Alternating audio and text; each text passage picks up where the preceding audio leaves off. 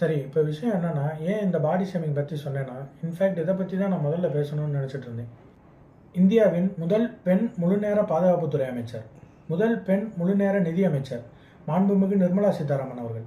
தமிழ்நாட்டை சேர்ந்தவங்க, நம்ம மதுரை பக்கம். அப்படிப்பட்ட ஒரு ஆளை, ஒரு பெண்ணை இங்கே மீம்ஸ் போட்டு எவ்வளோ கேலி, எவ்வளோ கிண்டல். கிண்டல் பண்ணுறவங்களுக்காக என் மனசில் உருவான ஒரு கேள்விக்கு நான் பதில் தேடி பார்த்தப்ப படித்த விஷயத்தை தான் சொல்ல போகிறேன். ஏன் ராஜ்யசபா பெண் எம்பி ஆன ஒருத்தருக்கு தொடர்ந்து அமைச்சர் பதவி கொடுக்குறாங்க?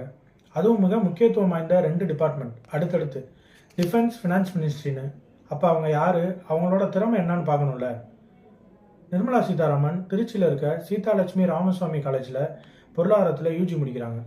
டெல்லியில் இருக்க ஜவஹர்லால் நேரு யூனிவர்சிட்டியில் பொருளாதாரத்தில் பிஜி அண்ட் எம்ஃபில் முடிக்கிறாங்க.